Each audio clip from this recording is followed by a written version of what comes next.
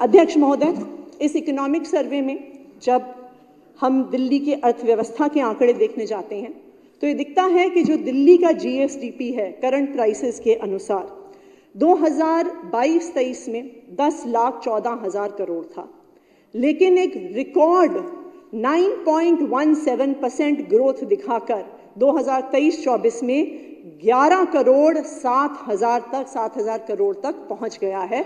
ये केजरीवाल सरकार की अचीवमेंट है। जब दिल्ली की इकोनॉमी देश की इकोनॉमी के साथ 2021-22 में कोविड के दौरान कॉन्ट्रैक्ट हुई थी, तो दिल्ली ही एक इकलौता राज्य है जिसने 2021-22 में 8% के रेट पर और 2022-23 में 7.85% के रेट पर रियल जीएसडीपी ग्रोथ दिखाई है, जो पूरे देश में कहीं पर देखने को नहीं मिली। अध्यक्ष महोदय, दिल्ली में देश की 1.5% आबादी रहती है, लेकिन सिर्फ 1.5% आबादी होने के बावजूद दिल्ली का देश के जीडीपी में 4% की हिस्सेदारी है।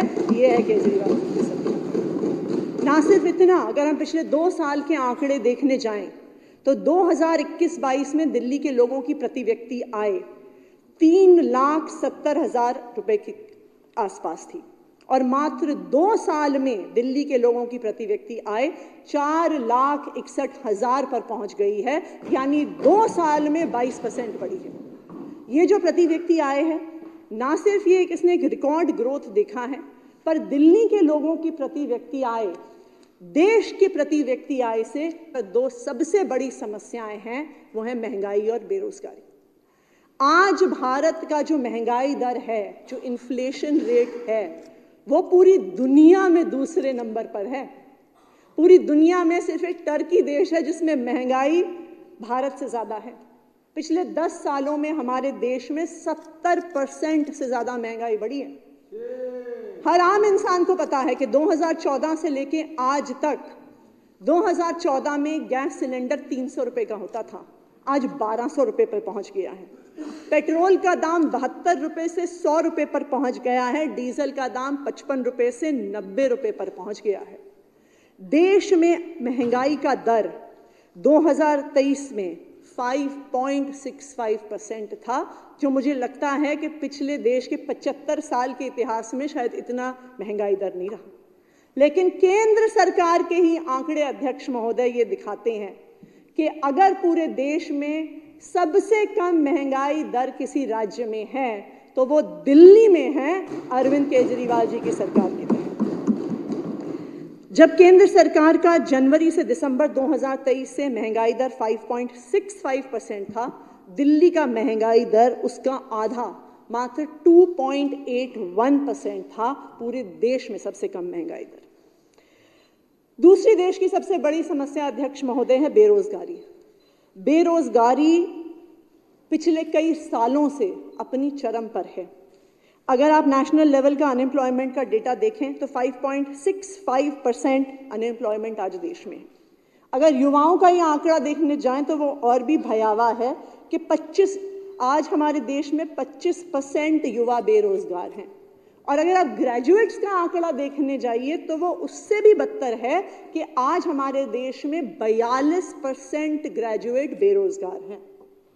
लेकिन दिल्ली की सरकार, अरविंद केजरीवाल की सरकार ने ना सिर्फ दिल्ली में लोगों को रोजगार दिलाया, पर दिल्ली में बिजनेस अपॉर्चुनिटीज भी बढ़ाई, जिसकी वजह से एम्प्लॉयमेंट अपॉर्चुनिटीज बढ़ी हैं। दिल्ली में 2020-21 में अनएम्प्लॉयमेंट रेट, बेरोजगारी का दर 6.3% था। लेकिन पिछले 2 सालों में कोविड के बाद फिर से इकोनॉमी को जो फिलिप देने का, बूस्ट देने का प्रयास हमारी सरकार ने किया है। 2021 के 6.3% अनएम्प्लॉयमेंट रेट से 2022-23 में यह आंकड़ा मात्र 1.9% पर आ गया है। अध्यक्ष महोदय, अब मैं सरकारी राजस्व के बारे में और जो हमारा बजट है सरकार का, उसके बारे में आंकड़े रखूंगी। मैं जब ये आंकड़े देख रही थी, इकोनॉमिक सर्वे जब कंप्लीट हुआ, तो मैं याद कर रही थी कि जब हम 2013 में पहली बार चुनाव लड़े थे तो हमारा एक चुनावी नारा था, बिजली हाफ पानी माफ। और उस समय लोग हम पे हंसा करते थे वो कहते थे जी अरविंद केजरीवाल ऐसे ही सपने दिखाता है, ये संभव नहीं है कि वास्तव में बिजली हाफ हो जाएगी, पानी माफ हो जाएगी। और जो लोग कहते थे कि अच्छा ठीक है सब्सिडी देके कर लेंगे बिजली हाफ पानी माफ, उन्होंने कहा कि ये दिल्ली की अर्थव्यवस्था को, उसके राजस्व को डुबो देंगे, सारा सरकारी खजाना खत्म कर देंगे, इन लोगों से सरकार नहीं चलेगी। लेकिन आज अध्यक्ष महोदय, हम सबके लिए जो इस सदन में बैठे हैं, ये गर्व की बात है कि अगर आज पूरे देश में एक सरकार है जो वो मुनाफे में चलती है, फिस्कल सरप्लस के साथ चलती है, वो दिल्ली सरकार है, अरविंद केजरीवाल जी की सरकार है। 2021-22 में दिल्ली का रेवेन्यू सरप्लस 3,270 करोड़ था और 2022-23 में ये बढ़ के 14,450 करोड़ हो गया कि इतना खर्च करने के बाद भी जितना हमारा खर्चा है उससे ज़्यादा राजस्व दिल्ली सरकार के पास है, उससे ज़्यादा रेवेन्यू दिल्ली सरकार के पास है। दिल्ली सरकार ने 2022-23 में अपने राजस्व में 18% की वृद्धि को देखा है। और ना सिर्फ इतना, जैसा मैंने आपको कहा कि दिल्ली सरकार इस देश की एकमात्र मुनाफे में चलने वाली फिस्कल सरप्लस वाली सरकार है, और इसका कंपैरिजन मैं केंद्र सरकार से रखना चाहूंगी अध्यक्ष महोदय। आज की जो हमारी जो केंद्र सरकार है वो वास्तव में उधारी की सरकार है। 2014 से लेके 2024 तक के अगर आप आंकड़े देखिए, 2014 में हमारे देश का डेट 55 लाख करोड़ था, यानी आज़ादी से लेके 2014 तक 55 लाख करोड़, लेकिन मात्र 10 साल में वो 155 लाख करोड़ हो गया है, यानी देश की उधारी 3 गुना बढ़ गई है। एक आंकड़ा होता है इकोनॉमिक सर्वे में, debt as percentage of GDP, यानी हमारे देश के जीडीपी का कितना हिस्सा वास्तविक तौर पे उधारी है, डेट है जो हमें वापस करना है। 2014 में ये आंकड़ा था 67%, लेकिन पिछले 10 साल में ये बढ़ के 92% हो गया है। तो आज देश का 92% जीडीपी का हमारा डेट का हिस्सा है। और इसके विपरीत दिल्ली में अध्यक्ष महोदय, जो एक फिस्कल सरप्लस बजट की मैं बात कर रही हूँ, एक मुनाफे की बजट की मैं बात कर रही हूँ, ये हमें पिछली सरकारों से नहीं मिला है। पिछली सरकारें डेट लेती आई थी, लोन लेती आई थी, अपने राजस्व से ज्यादा खर्चा करती आई थी।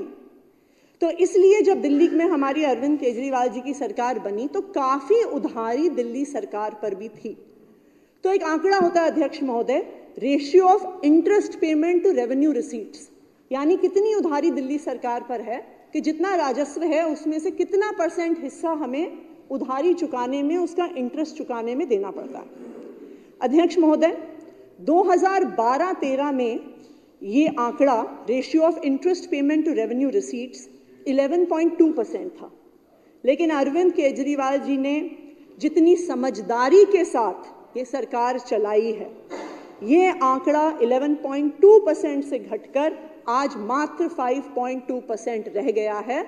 इसका मतलब है कि दिल्ली सरकार ने अपनी उधारी को समाप्त किया है, कम किया है, फिर भी इतनी शानदार सरकार चलाई।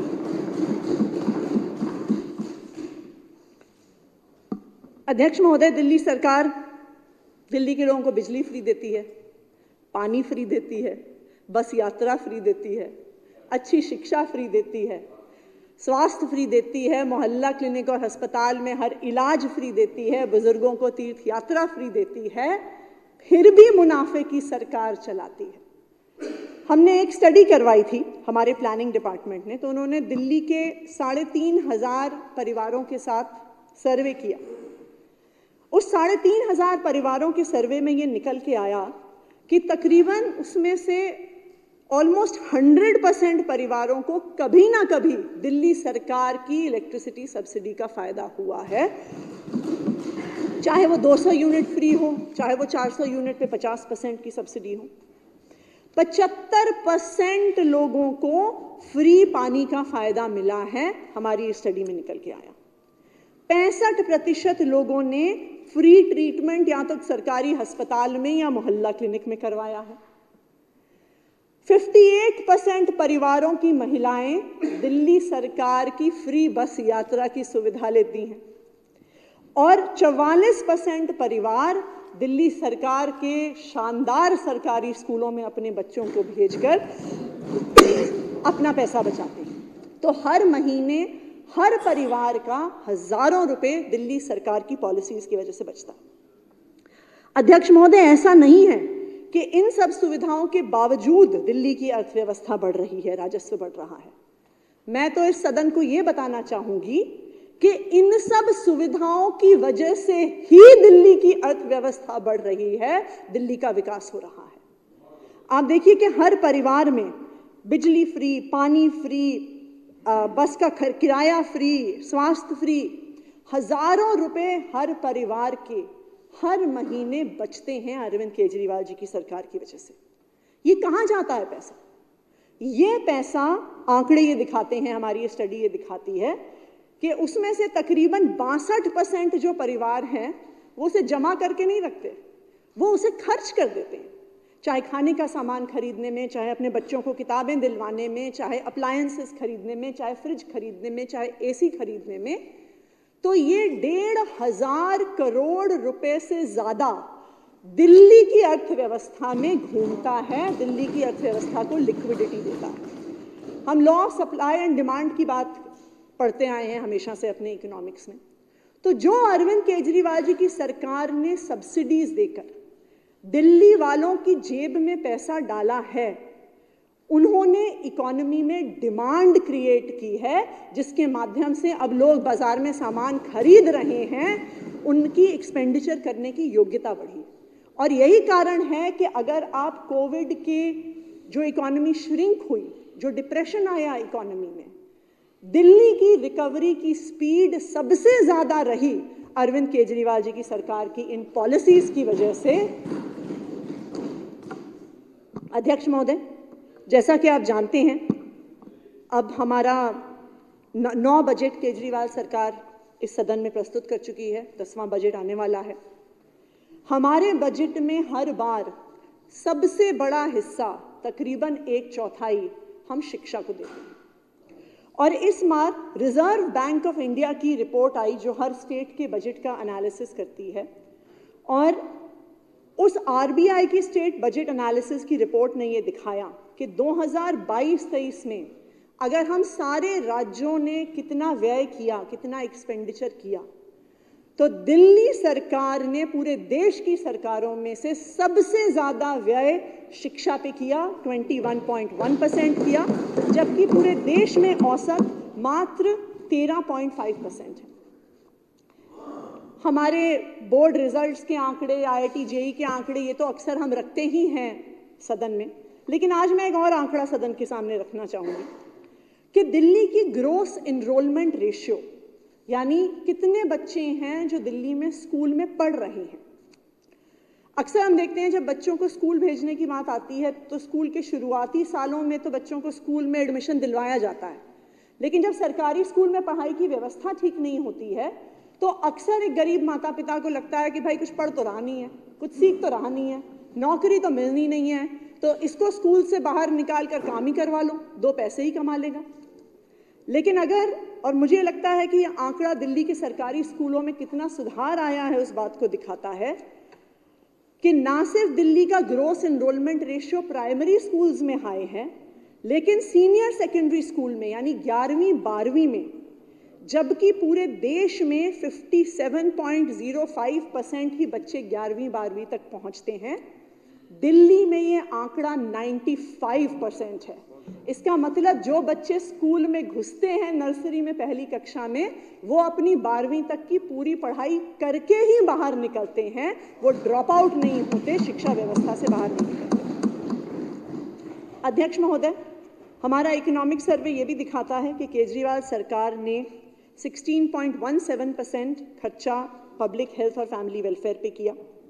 दिल्ली में हेल्थ का बहुत इंफ्रास्ट्रक्चर है अध्यक्ष महोदय, वो दिल्ली सरकार का भी है, एमसीडी का भी है, प्राइवेट भी है, जिसमें 92 hospitals, 39 primary health centres, 1650 dispensaries, 124 maternity homes, 46 polyclinics, 1000 nursing homes हैं।